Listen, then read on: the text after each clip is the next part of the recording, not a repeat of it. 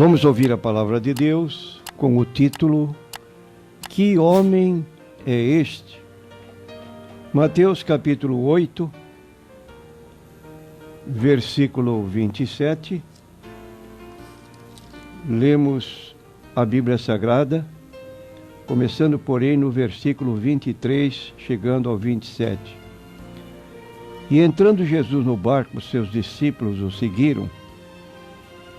E eis que no mar se levantou uma tempestade tão grande que o barco era coberto pelas ondas. Ele, porém, estava dormindo. E os seus discípulos, aproximando-se, o despertaram, dizendo: Senhor, salva-nos que perecemos.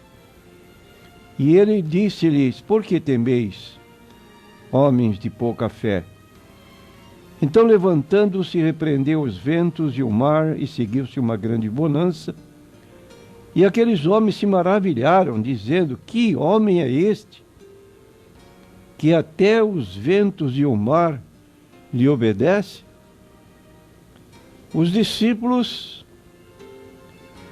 seguidores de Jesus Cristo, ficaram tão surpresos e maravilhados com a inesperada intervenção de Jesus num momento de grande aflição, quando eles, embora pescadores, afeitos às intempéries do mar, vento, ondas gigantescas, e o barco quase coberto pelas ondas, naquele momento só lhes ocorreu uma providência: acordar Jesus. Senhor, salva-nos. E Jesus então se levanta e repreende os ventos e o mar, e seguiu-se grande bonança. Aí está uma obra realizada pelo Senhor Jesus Cristo, que é resultado do grande amor de Deus por nós em dá-lo para que viesse ao mundo a fim de promover a salvação das nossas almas. Nós temos um texto na Bíblia que chamamos o texto áureo, que é João 3,16, que diz: Deus amou o mundo de tal maneira que deu seu Filho unigênito, para que todo aquele que nele crê não pereça, mas tenha vida eterna. Então, prezados ouvintes, não esqueça de agradecer a Deus pela dádiva de Jesus Cristo, que veio a este mundo, nasceu, cresceu, e já com a idade de 30 anos começou a dar testemunho da vontade de Deus, pelo que sua fama corria. E quando ele chegou a João Batista declarou em Mateus 3,11: Eu, na verdade, vos batizo com água para arrependimento, mas aquele que vem após mim é mais poderoso do que eu, que nem eu sou digno de lavar-lhe ou tirar-lhe as alparcas. Ele vos batizará com o Espírito Santo e com fogo.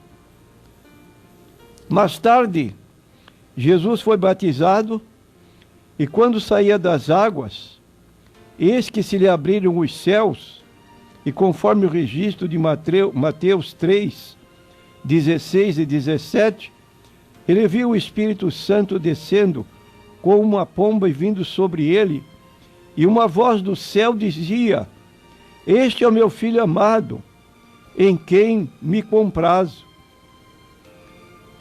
Noutra ocasião, quando Jesus se transfigurou diante dos seus discípulos, nós temos em Mateus 17, versículos 5 e 6, estando Pedro ainda a falar, eis que uma nuvem luminosa os cobriu, e dela saiu uma voz que dizia: Este é o meu Filho amado, em quem me comprazo, a ele ouvi. Os discípulos, ouvindo isto, caíram com o rosto em terra e ficaram grandemente atemorizados.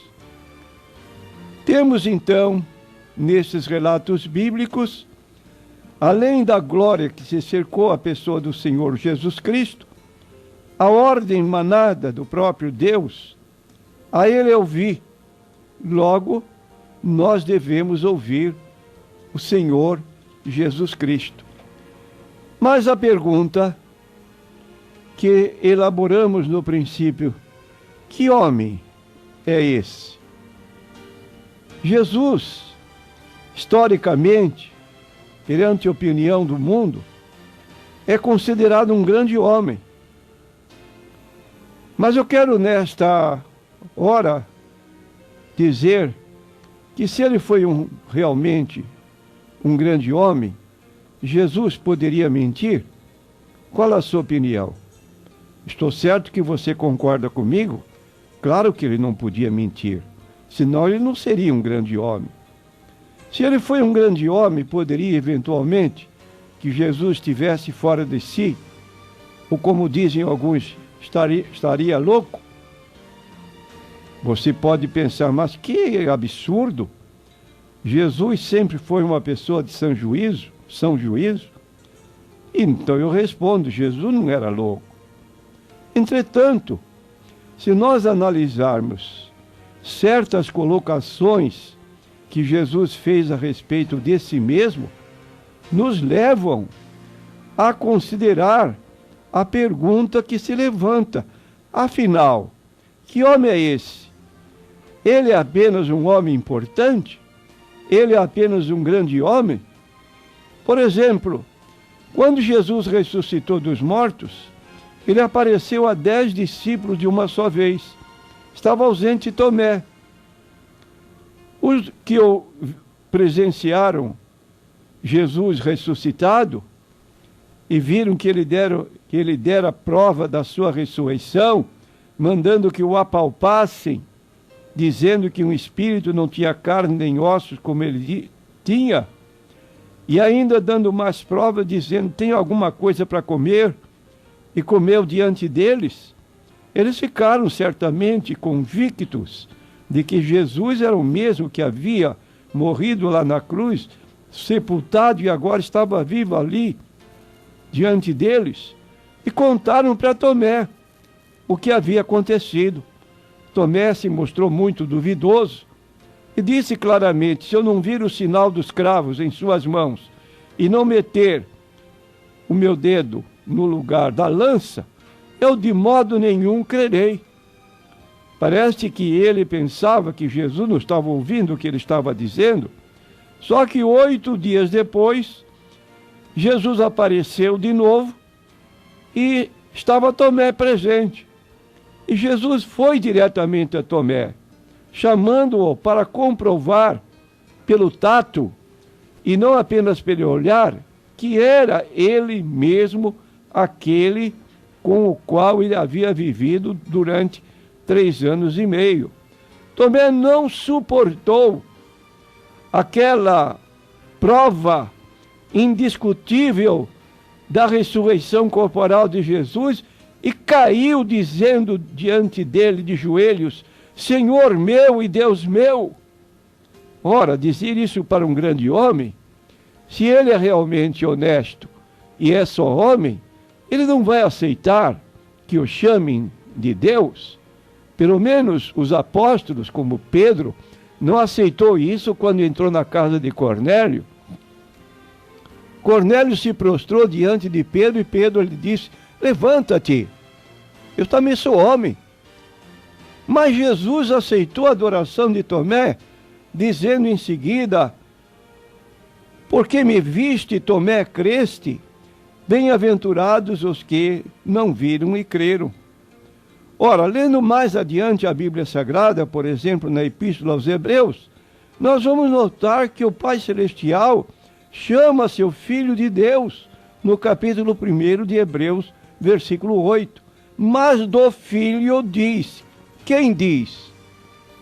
O Pai diz do seu Filho: ó Deus.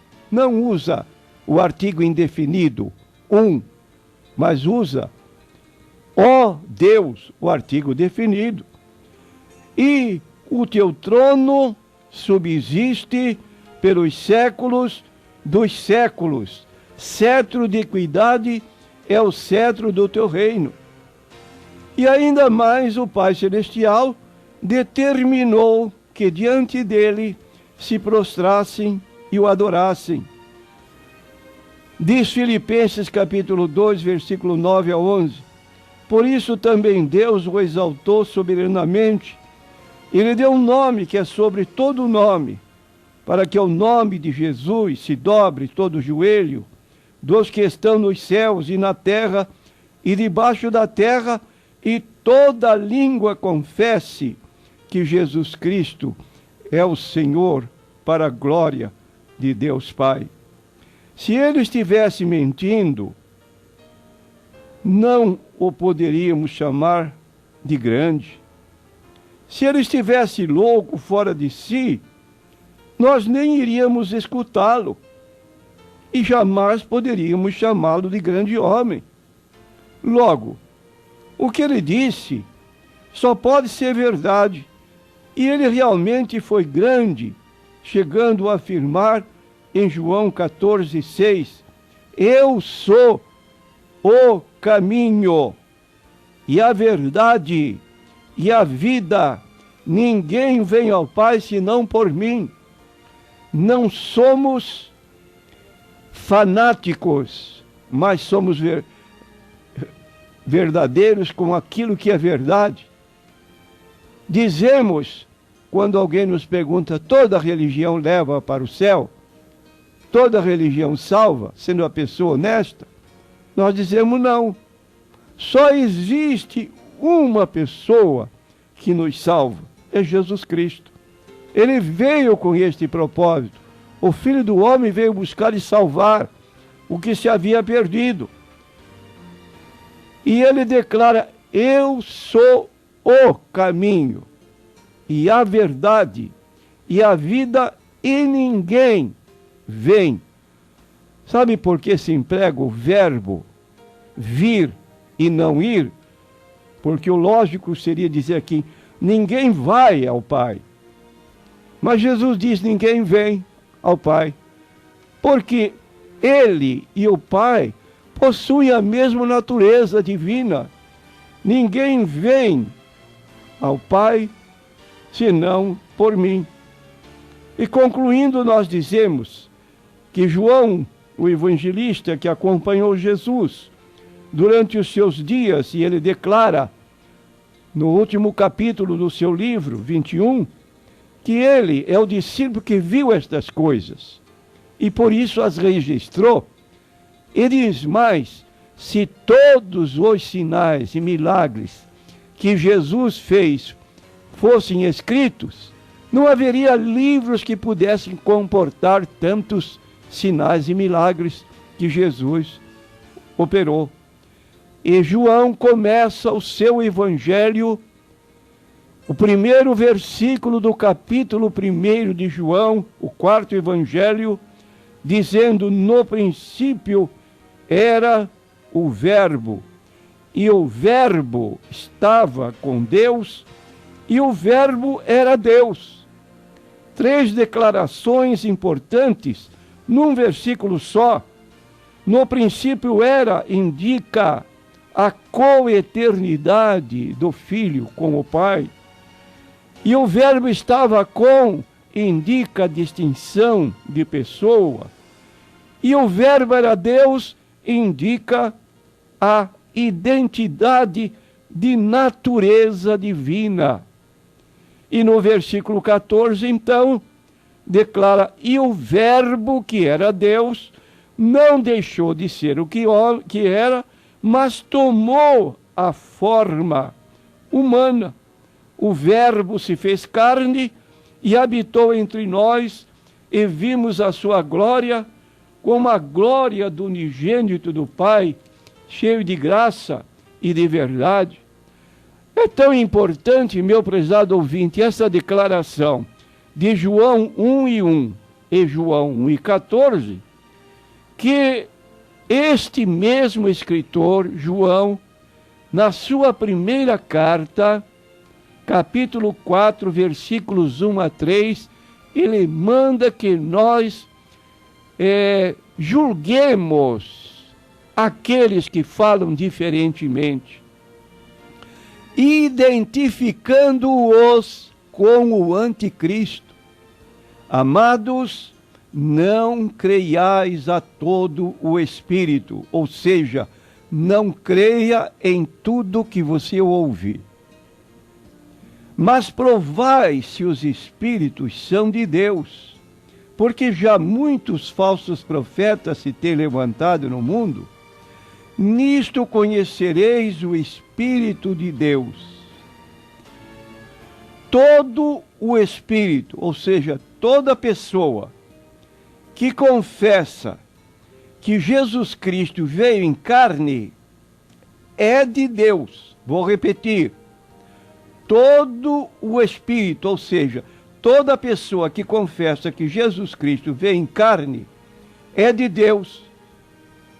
E todo espírito que não confessa que Jesus Cristo veio em carne, não é de Deus, mas este é o espírito do anticristo, do qual já ouviste que há de vir, e eis que já está no mundo.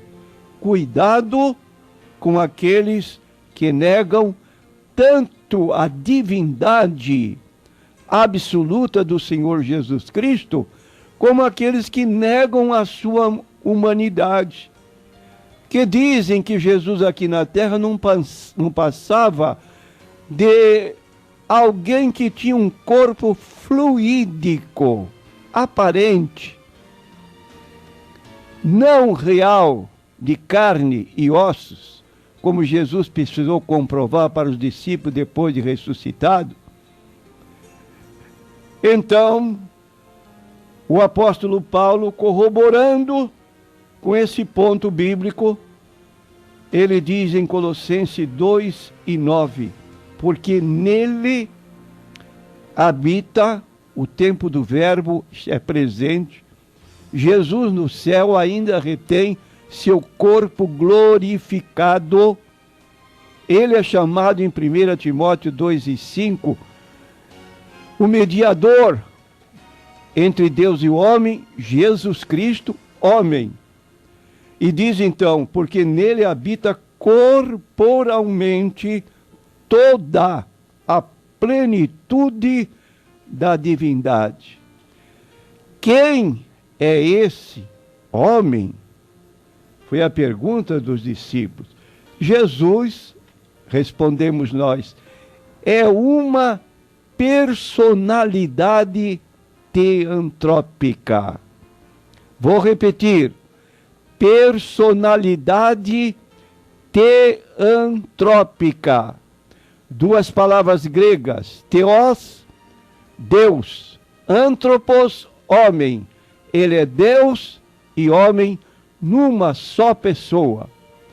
E como diz o texto bíblico, se hoje, meu prezado ouvinte, você não se prostra diante de Jesus voluntariamente, não o cultua, saiba que mesmo contra a sua vontade, vai se cumprir o texto de Filipenses 2:9-11.